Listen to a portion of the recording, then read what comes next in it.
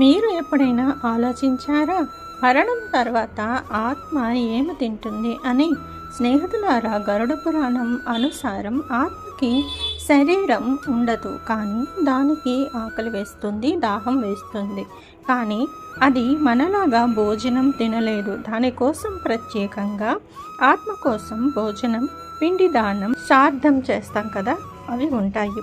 చనిపోయిన వారి ఇంట్లో వాళ్ళు అంటే బంధువులు అతనికి శ్రద్ధతో పిండం పెట్టినట్లయితే, శ్రాద్ధం చేసినట్లయితే ఆత్మకి శాంతి లభిస్తుంది, ఆత్మ తృప్తి చెందుతుంది. ఒకవేళ ఈ కర్మలు చేయకపోతే అలా ఆకలితో అలమటిస్తూనే ఉంటుంది, అలా తిరుగుతూనే ఉంటుంది. ఎందుకంటే దానికి తృప్తి దొరకదు, మోక్షం దొరకదు. స్నేహితులారా, అందుకే చెప్తారు పిండదానం ఆత్మకి భోజనంతో సమానం. అందుకని ఆత్మ శాంతి కోసం ఇవి తప్పకుండా మర్చిపోకుండా చేయాలి.